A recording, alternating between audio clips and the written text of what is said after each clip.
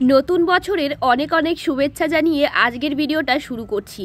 আজকেই ভিডিওটা শ্যুট করছি এবং আজকেই আমি আপলোড করব। যেহেতু নতুন বছর তাই শুরুটা একেবারে সুন্দর একটা শাড়ি পরেছি, যাতে একদম মাইন্ডটাও ফ্রেশ থাকে এবং সারা দিনটাও ভালো যায়। তো সকালে ঠাকুর ঘর থেকে প্রণাম করে বেরোলাম। তো আমার বর এই যে মনে প্রথম প্রণাম নিলেও কখনো আমার প্রণাম নেয় না, তাও ক্যামেরাটা ধরেছিল ওই জন্য। তো যাই হোক, সকালবেলা ঠাকুর প্রণাম করে যেটা আমার প্রথম কাজ সেটা হচ্ছে আমার এই লাকি বাম্বু ট্রিটার জল পাল্টানো। এটা জল মাঝে মধ্যে একটু অনিয়ম হয়ে যায়, তার জন্য পাতাগুলো একটু হলুদ হলুদ হয়ে গেছে। তবে এবার থেকে ভেবেছি খুব যত্ন করব গাছটাকে। আর এই যে দেখো, আমার মেয়ে সকালবেলা একদম চা করে রেখেছে বিছানা। আর বলে দিই, একদম সকাল সকাল কিন্তু চা খাওয়া হয়ে গেছে, বলতে পারো বেডটি খেয়েছি আজকে আমরা।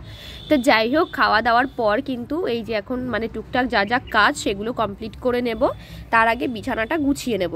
আর তোমরা তো জানো আমি বিছানার ওপর কাঁথা কম্বল বালিশ এগুলো তেমন একটা রাখতে পছন্দ করি না। মানে বেডটাকে সবসময় আমি চাই যে একদম যেন ক্লিন থাকে। তো যে যে জায়গাগুলোতে দেখতে পাচ্ছ একটু দাগ মতো হয়ে গেছে, ওইখানে চিনি ওর যে দুধটা খায় ওটা ফেলেছে, তো আমি আবার ওয়াইপস দিয়ে মুছেছি বলে ওখানে একটু ভেজা ভেজা লাগছে। তো যাই হোক, এই যে এখন বিছানাটা সুন্দর করে ঝেড়ে নিচ্ছে। আর কালকেই ওই হোয়াইট বেডশিটটা আমি পেতে দিয়েছিলাম। তো এবার হচ্ছে আয়নাটা পরিষ্কার করব। এটা যতই পরিষ্কার করি না কেন, তাও সেই ধুলোবালি এটাতে আটকেই ধরবে, কিচ্ছু করার নেই। তো যাই হোক, সেটাকেও এখন ভালো করে পরিষ্কার করে নিচ্ছি। তো সত্যি কথা বলতে আমি ব্রেকফাস্ট ম্যাক্সিমাম দিনই স্কিপ করে যাই। মানে সকালে চা, একটু হালকা মুড়ি বিস্কিট, এগুলোই, মানে ভারী কিছু খাই না। কোনো দিন ইচ্ছে হলো ব্রেড দিয়ে জ্যাম চলে, বাটার চলে। ডিম সিদ্ধটা সকালবেলা আগে খেতাম, এখন আর খাই না, ভালো লাগে না। তো আজকে আমার প্রচণ্ড ঠান্ডা লেগে রয়েছে। বাবা সরো একটু। তো ওষুধটা খাবো, মন্টাকেলসি বলে একটা ট্যাবলেট, ওইটা খাই ঠান্ডা লাগলে আমার। তো যেহেতু সকালবেলা তাই ভাবলাম একটা রুটি খাই। তো দিদিকে বললাম একটু আলু ভাজা করে দিতে, রুটি দিয়ে খাবো, খেয়ে তারপর ওষুধটা খাবো, তাহলে খালি পেটে তার ওষুধটা খাওয়া যাবে না, তাই জন্য আমি ঠান্ডায় কানেও শুনতে পাচ্ছি না। খাওয়া দাওয়া তো হয়ে গেছে, এবার হচ্ছে ওষুধটা খেয়ে নেবো তাড়াতাড়ি করে। আর আমার নাইট যে স্যুটটা আছে হোয়াইট কালারের, ওটাও ভেবেছি কেচে দেবো, প্রচন্ড নোংরা হয়েছে। তো 3 বছর ধরে আমি এই ইউটিউব প্ল্যাটফর্মে আছি, তোমরা প্রচুর প্রচুর ভালোবাসা দিয়েছো, আজকে তোমাদের জন্যই আমি এই জায়গাতে।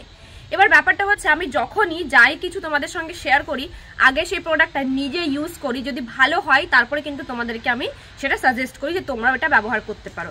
ঠিক তেমনই আজকে সেরকম একটা প্রোডাক্টের সঙ্গে তোমাদের পরিচয় করাবো। বিগত বেশ কিছুদিন ধরে আমি এটা ব্যবহার করছি, খুব ভালো রেজাল্ট পেয়েছি, আশা করি তোমাদেরও অনেক হেল্পফুল হবে। সেটা হচ্ছে সাফেদ ডিটারজেন্ট, যেটার সঙ্গে হয়তো আমরা অনেকেই পরিচিত।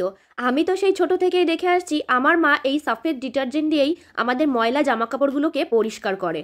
এতে আছে 16% অ্যাক্টিভ ডিটারজেন্ট, যার দরুন ময়লা খুব ভালোভাবে জামা কাপড় থেকে পরিষ্কার হয়ে যায়। প্যাকেটটা খোলার সঙ্গে সঙ্গেই একটা সুন্দর ফুলের সুগন্ধ ছড়াচ্ছিল, যেটা কিন্তু জামা কাপড় শুকানোর পরেও থেকে যায়, খুবই সুগন্ধ ছড়ায়। আরও এতে রয়েছে স্মার্ট জাইন্স, যার দরুন জামা কাপড় থেকে কিন্তু কঠিনতম দাগ উঠে যায়।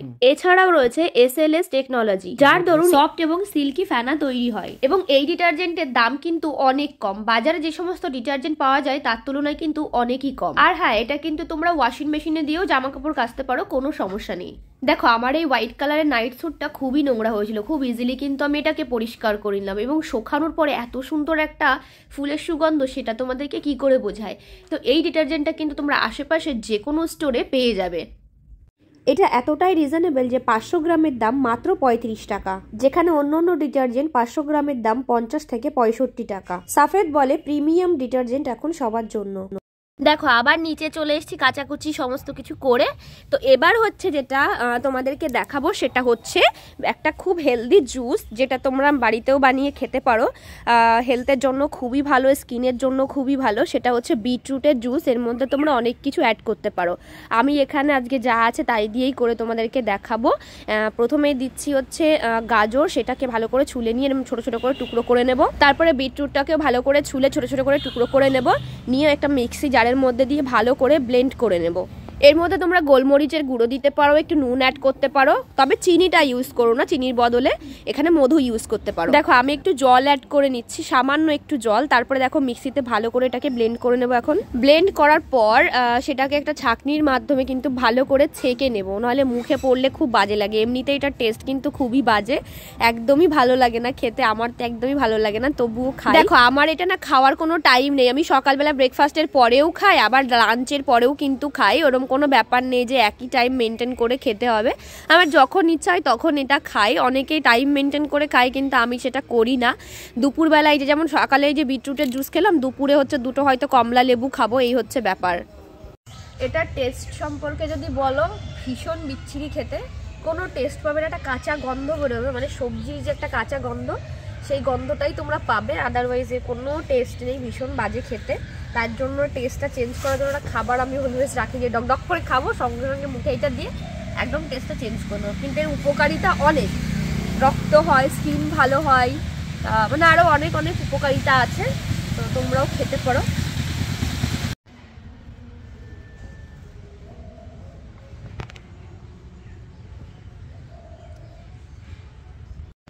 তো একটু ছাদে চলে এসেছি, ভাবলাম তোমাদের সঙ্গে একটু কথা বলি। আর মানে এত নিচে ঠান্ডা, কোথাও এখনো রোদ আসেনি উঠানে, তাই ভাবলাম ছাদে এসে, ছাদে পুরো এখন ছাদ জুড়ে রোদ চলে এসছে আমাদের, তো ছাদে একটু বসতে এসেছি, তাই ভাবলাম তোমাদের সঙ্গে একটু কথা বলে নিই। তো সেটা হচ্ছে যে 2025 সাল তো পড়ে গেল, আরও একটা বছর আমরা পার করে ফেললাম। 24 সালটা মোটামুটি সমস্ত কিছু মিলিয়ে মোটামুটি ভালোই কেটেছে, একেবারে খারাপ কেটেছে সেটাও বলবো না, আবার জাহামরি খুব ভালো কেটেছে সেটাও বলবো না। তবে চাই 25 সালটা ওইভাবে হেসে খেলে চলে যাক। তবে অনেক কিছু পেয়েছি, অনেক কিছু হারিয়েছি 24 সালে, তো যা হারিয়েছি তার ফিরে পেতে চাই না, যা আছে সেটা নিয়ে ভালো থাকতে চাই। যা গেছে সেটা ভালোর জন্যই গেছে আমি মনে করি, তাই সেটাকে কখনোই আর ফিরে পেতে চাই না। দেখো, ভগবান তো আমাদেরকে সৃষ্টি করেছে, এবার ভগবান না আমাদের জন্য সবসময় বেস্ট জিনিসটাই বেছে রাখে। যখন আমাদের জীবন থেকে কিছু চলে যায় তখন আমরা ভাবি কি যে ভগবান আমার সাথে এরকম করলো, এটা ঠিক করলো না, এটা আমার সাথে কেন হলো, ঠাকুর আমার সাথে এটা কেন করলো। তখন ঠাকুরের ওপর আমরা একটু মান অভিমান দেখাই, যেহেতু তার সন্তান আমরা, তো কখনো আমি অভিমান করি ঠাকুরের কাছে যে মা তুমি এরকম কেন করলে আমার সঙ্গে, তো খানিকটা অভিমান হয় ঠাকুরের ওপরও। তো পরে গিয়ে, কিছুদিন পরে গিয়ে বুঝতে পারি হ্যাঁ যেটা করেছে আমার সাথে সেটা ভালোই করেছে, আর ভালো করে। ভগবান কখনোই আমাদের খারাপ চায় না, খারাপ করে না, তো সেটা আমরা হয়তো তৎক্ষণাৎ বুঝতে পারি না, কিন্তু পরে গিয়ে ঠিকই বুঝতে পারি যে ওটা আমার জন্য ঠিক ছিল না, এটা আমার জন্য ঠিক। তো তাই বলবো, যেটা করে ভালোর জন্য করে, যা হচ্ছে ভালো হোক। তো তোমরাও ভালো থাকো, সুস্থ থাকো সবাই। তো চলো, দেখা হচ্ছে নেক্সট ভিডিওতে, সবাই ভালো থেকো, টাটা।